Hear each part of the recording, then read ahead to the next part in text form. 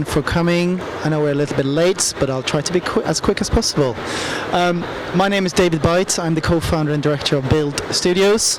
I took the liberty to sort of rename this presentation to Mastering Real-Time Content for Large-Scale Experiences. And, I did that because I believe that real-time content isn't just the solution, if you like, for creating interactive video installations and augmented reality, which is exactly the two topics I'm going to talk about today. But we also believe as a company that real-time content solutions and processes are really representing part of the future of content creation, especially if you combine that with traditional sort of 3D and 2D softwares for content creation, and obviously together with the hot topic of AI. So it's a really interesting space to be active in, and hopefully you will hear more about this shortly. Well, you will. So I'm going to first give you a little bit of an overview of who we are. Essentially, Build is a company based in London. We are a group of technologists, artists, engineers, producers, product managers, and we specialize in creating video installations all around the world. Without sounding too pretentious, we sort of increasingly call ourselves video architects. On one side, we are sort of working on very, very heavy, deep, technical analytics and specification work and system designs and content pipeline solutions. But on the other side, we also craft concepts. We do a lot of content nowadays in a various different sort of amount of disciplines. So we sort of live in the world between deep technical and sort of very cutting edge creative environments. We're also active in virtual production and in-camera VFX, where we solely focus on film and TV productions. In fact, we have our own virtual production facility, in-camera VFX LED facility, if you like. It's a 12,000 square foot studio over in West London, which hosts a large LED volume. Again, this is where we shoot for films and TV, and we've been part of some quite notable productions the last few years. Masters of the Air, which is running right now on Apple TV, Three-Body Problem, House of the Dragon, and so on. However, we're not going to talk about virtual production and in-camera VFX today. We're going to talk about our Wasl Dome and how we turned that into an interactive experience, the world's largest experience of its kind. And then I'm going to talk about augmented reality and run you through the processes and sort of steps, if you like, for creating a successful augmented reality show. So we're just going to dive straight into the Wasl Dome, the interactive experience. But before that, let me just give you a little bit of background around this project. Now, we got involved in this project already back in 2019 when Creative Technology, the systems integration company and live events company, obviously, were appointed as the systems integrators for this absolutely fantastic space. And good to see you, CT, sitting here in the audience. And we were working on the CT to build the so-called content pipelines. And what does that mean? Well, content pipelines essentially means the specification, the guidelines, the templates in order to build content in 2D, in 3D, in everything in between, if you like. But in this case, really making sure that the artists from all around the world and with different sort of skill sets and backgrounds were really sort of separated from the very sort of deep technical backbone of this venue, because this venue has very special technical specification. Let's face it, we're dealing with 25,000 square meters of projection, 252 projectors, 16 disguise servers, over 27 by 6,000 pixel resolution. So it's quite extraordinary specification going on here. So it's a very sort of quick overview of giving you some background of the initial sort of parts that we did. After having gone through quite a lot of deep technical analytics, we looked at sort of projector simulations, pixel sizes, brightness levels, projector distribution, and sort of extracting a resolution of the whole dome. We allocated 11 different regions to this dome, and each region powered by one sort of dedicated disguise media server. You can see here on the bottom left that particular part of the template, if you like, represents that part of the dome.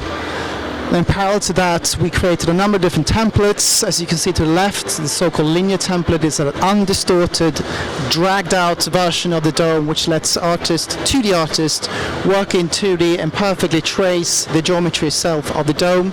Other artists prefer to work in a fisheye type way in creating 2D graphics in that way. And most artists prefer to work in 3D. And we really need to build a pipeline here which allows you to work in any of these templates and 3D and allow you to convert between them. But crucially, this pipeline we built at the end is basically split out these 11 different regions which are required to essentially together collectively turn into one cohesive canvas. And that's what you can see here, these 11 different regions represented as video files. And that together sort of forms the Disguise project, which then essentially allows you to go on site and map up this dome in the real world. So together with CT, we were on site very early days. This is already back in 2019, and this is a great test for not just testing the projectors as such and brightness levels and so on, but also to see if our theories and workflows actually sort of worked, if you like. And you can see at the bottom right here sort of a screenshot from the Disguise interface. It did work really well, and a couple of months later we installed the whole thing very quickly, and the first test content was sent from Artists in Motion over in Sydney, and it was really sort of an amazing feeling to just see that again the theories and the pipelines truly worked, and the content just popped in very nicely. So in addition to that, we realized that, I suppose the Expo team realized very soon that we cannot just look at the video files directly onto the dome. It just takes too long time to ingest content onto the dome and look at it. It's just such an operational task to get that dome started, if you like. So we built for this Expo team a VR visualizer in sort of close to photoreal quality, if you like, which allows you to ingest content into this visualizer, put your headset on, and experience your content in a headset. And that's really the truly only way to appreciate the scale of it. And with all these things combined, I'm really sort of summarizing this very quickly. The artists around the world really produced some fantastic content. It was such a success story. And with that success, I would say, we were then asked by the Expo team to turn this dome into an interactive experience. Why, you may ask? Well, the reason why is really that the Expo team were really keen on creating a sort of wow experience, allowing you to, as a guest, paint with your own hand directly onto the dome canvas, and not just with visuals but also with audio, and you're going to see that in a sec. The great thing with real-time content as well is obviously with just a little change of a parameter slide, you can change anything. You can change the color of these particles, you can change the size of the particles, the shading, the style, the speed, the scale, anything, and it doesn't take up any hard drive space at all. So this huge amount of benefits working in a real-time sort of content space as well. We're now dealing with a 27,000 pixel canvas. So just to put together the workflows for pre-rendered video files, it was quite a challenge. So how could you possibly turn this into an interactive 27,000 pixel canvas? Well, what we had to do, we essentially had to initiate a quite deep and extensive research phase, if you like, and a testing phase, I should say. And test again. So the first thing we did really was to appoint a real-time graphics engine onto this job, and we chose Notch simply because it's really tightly integrated with the Disguise platform. And nowadays, obviously, Unreal Engine is sort of another alternative, but still, in our world, Notch represents a very tight integration, which allows you to be super flexible. So that was sort of the first step, if you like. But we're still dealing with this problem of rendering 27,000 pixels across this entire dome. So what do you do? Well, we had an idea of actually splitting up the rendering across these very same 11 regions, and we can see here again all those same regions were formatted in a slightly different way. So what if you could split up the rendering across these regions and let each server only render its own region and nothing else? The problem then is that will the graphics perform? Will it be able to render 56 frames a second? And will these graphics across all these servers synchronize together? So we really need to make sure that those two boxes essentially were ticked. So we had to go into a little bit of a science class mode, if you like. We had to bring in some of the actual hardware from, not the same hardware, but the same models as present on site, bring it into our office and start testing content very, very early on.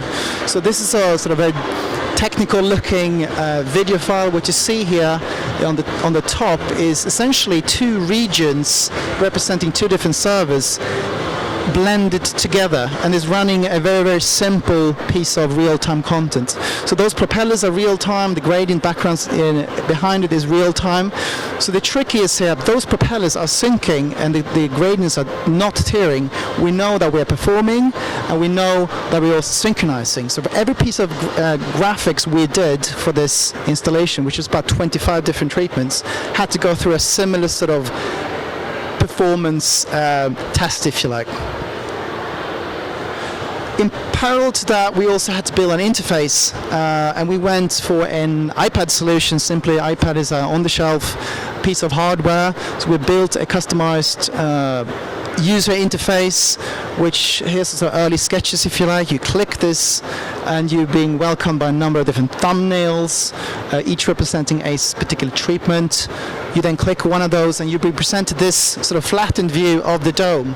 And what you're doing now is you're putting your finger on the flattened view, and as you do that, we are capturing those coordinates in real time and sending those very coordinates to the real-time pipeline which we engineered, if you like. And here's some early testing showing exactly that. Early days. This is also in deepest COVID, which is why Lewis here has all his servers in his kitchen. So that was a great feeling just to see that things are starting to pop in. So in general, we started to put these technical puzzle pieces started to come together, and we can start to be actually a little bit more creative. And here's some early, again, content tests. We call this the displacement ripples. Here's another one, which is sort of the organic plants. So with this, you can just drag on a slider on the iPad, and you can then grow these plants straight onto the dome. And I should also not forget to mention audio. Audio is a super important part of this entire experience. Now, this space has an absolutely amazing audio setup. It's 27 channels of 27 speakers all around the dome. So what we're doing here, as we're tracking the coordinates from the fingers, we're also sending those very coordinates to the Acoustics LISA system, and we're mapping real-time audio onto the most relevant speaker. So essentially, as you drag your finger, you will not just generate visuals on a certain spot on the dome, but also dome will be kind of following those visuals, and you'll see that in a sec when I show the video.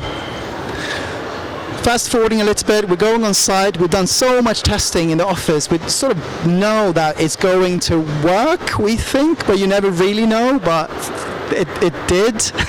And everything synchronized and everything sort of technically worked, but we did spend a few days, as you do, on tweaking colors, contrast levels, speeds, and those kind of things. Those creative things, which is very difficult to get right in a small sort of computer screen. It's also very difficult to build a previs environment when you deal with a 27,000 pixel canvas. And here we have a client, Amna, who's using the interface for the very first time, and I can say she was absolutely amazed. I'm just going to show you the video, and you'll see the results. We are producing the largest interactive projection surface in the world. It's that first magical moment where you take your finger and you put it on the iPad, and then you move it, and then immediately you see something happening. There's almost no latency. You actually feel like you are physically touching the dome. The technical challenges for the Al-Wasl interactive installation are quite vast. Just real-time content on the world's largest projection surface was an issue. We rendered 6K in each node, and we had 27K across the entire canvas. We've integrated a full surround sound audio. Wherever you place your finger, audio will come from that perspective. you as an individual feeling so minuscule against this huge structure, but having such huge power over it and feeling the effect of that power is incredible, really. Being able to control it instantly on real time, I think we just jumped 50 years ahead. So that is that. Yeah, I should say actually at the end of the year we all won a Guinness World Record for this project, so for the world's largest interactive experience. So that was quite an honor. Right, from one real-time system to another, let's talk about augmented reality for immersive broadcast events. This is something we have done quite a bit of in the past. This is a show we did back in Dubai, the Pakistan Super League back in 2019.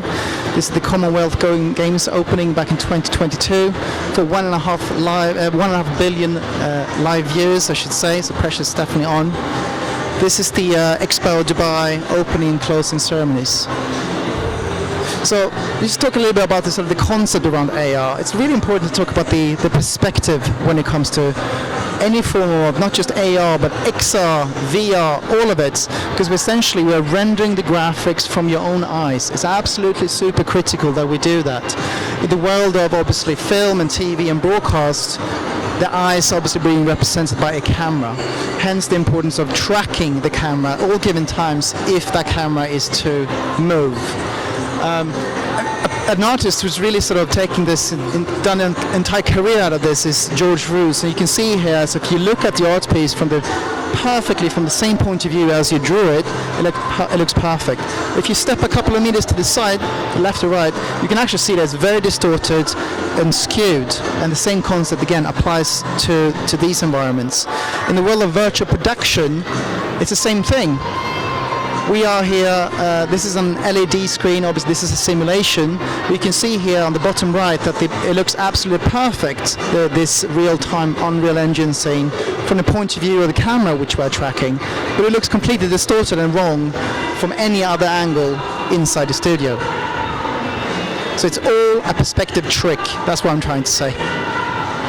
So this sort of the secret ingredients, if you like, of making a successful AR productions is camera tracking festival, but I should say that augmented reality shows doesn't necessarily have to have movable cameras. You can have static cameras. You can have cameras which are on a PTZ, sort of PTZ cameras, which enables us to receive tracking directly from the camera itself.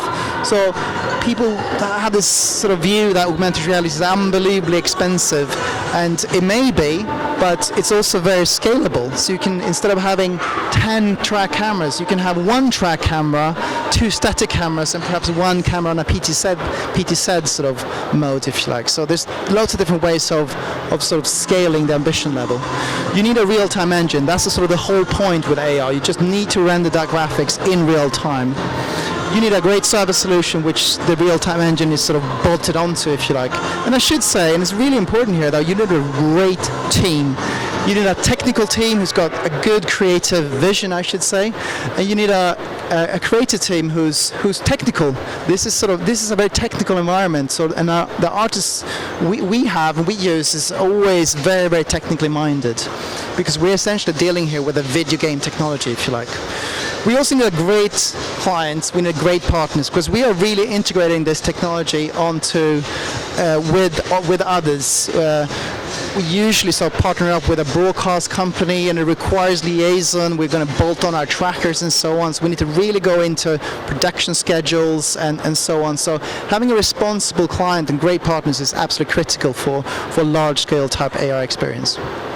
So early on in the process for AR shows, we tend to, on a technical level at least, start to sort of discuss what cameras should be tracked, what cameras should be AR, what should not.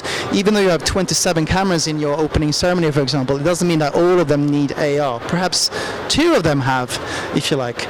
But this is the Expo closing ceremony, and we had, I think it was about 27 actual cameras in that show, from which 6 cameras were appointed for AR.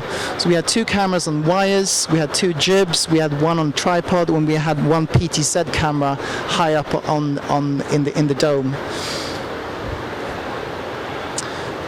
On the creative side of things, and again, this is the closing ceremony of the expo, we received these client references from our client Five Currents very early on, and they essentially asked us, can you do this?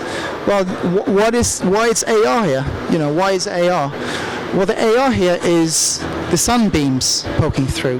The whole idea is not to create super fantastical, big, bold, cartoony looking AR augmented reality, but rather sort of adding that extra dimensionality, if you like, to the existing projection onto the dome, in order to create that rich sort of experience, richer image. Likewise here, the AR is the volumetric lighting coming up, which you sort of can achieve in the real world, but not really. It's 70 meters from the stage up to the Oculus. So, you can't really achieve that brightness you really, really want. But we can, however, create that effect very efficiently in AR. So as we start to craft the content for all these type of different shows, we're always being very careful to build a previous environment. So this is the dome.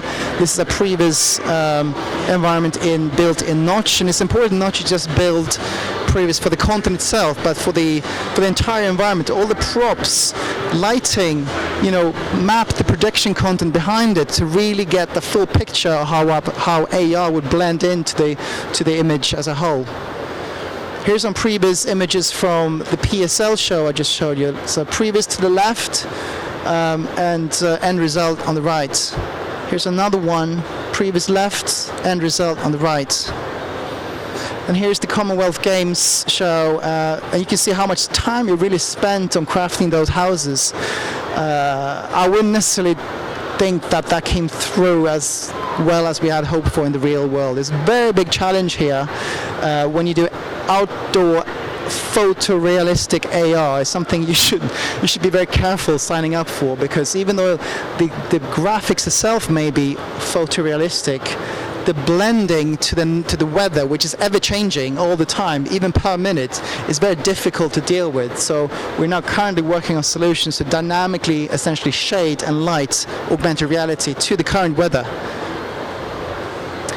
And again, as just with the interactive experience, it's really important that you test all the graphics prior going on site. You do not want to come on site and see your graphics jittering because it's just not performing. We need to be able to render this content 50 times a second at all given times. If that's not the case, we just have to optimize and continue, or perhaps move on to a different sort of creative direction. Now, fast forwarding a little bit, we're now on site, and we essentially achieved the ultimate technical verification. We have lined up the virtual augmented reality dome to the physical dome in all cameras. So as these cameras move, you can see how that AR dome is perfectly gluing onto the physical dome, if you like. And that sort of means that, okay, we're done, we're ready here.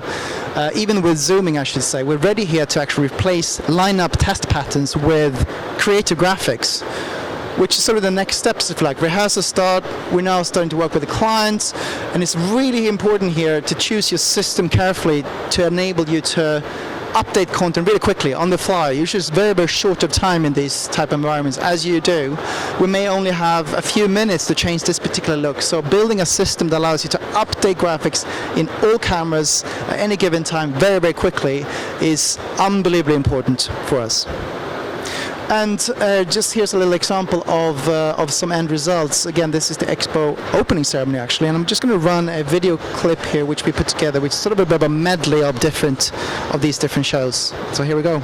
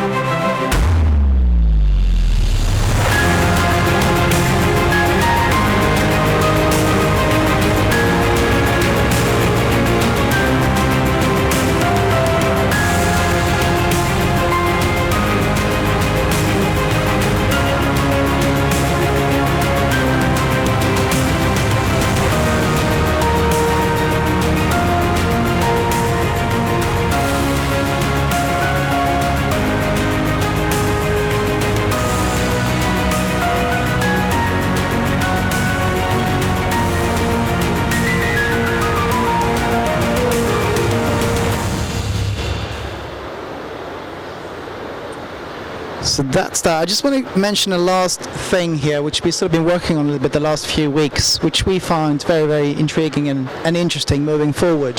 So what you're looking at here is, it's a little bit abstract, but essentially what you're looking at here is real-time content mapped onto our screen at Mars Volume, our studio.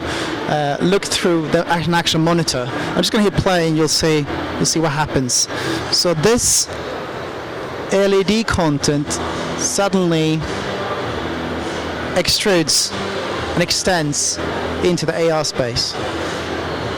Here's another example, just to be a little bit more clear about it. Cameron is walking in front of the screen. Just to clarify, stop, this content is really on the LED. But as you proceed, it extends into AR space. Now this is, you can call it XR, I suppose. Technically speaking, that's what XR is. Here's another example. Jamie, sitting here. LED content. That cube is now pushing through the LED screen. And we can see now it's sort of in front of Jamie, like so. Now this is not necessarily a graphical sort of treatment, if you like. It's more of a technical verification, but this is something we're interested in continuing to work on, and really gluing together display, whether it's LED projection or anything else, monitors, with augmented reality techniques to really combine canvases into one sort of unified expression, if you like. And now imagine, for example, having a football pitch projection mapped. You have one camera where you're basing all the content from for a certain moment in time, and that sort of content is just like magically appearing, continuing seamlessly, holographically appearing up in the sky. For example, it could be anything, product launches, what have you. I'll leave that up to you to discuss further. So that's something we're working on, and hopefully we'll have some more results coming up shortly. So thank you very much. That's all for me. So thank you. Cheers. So please, another big round of applause for David from Build Studios.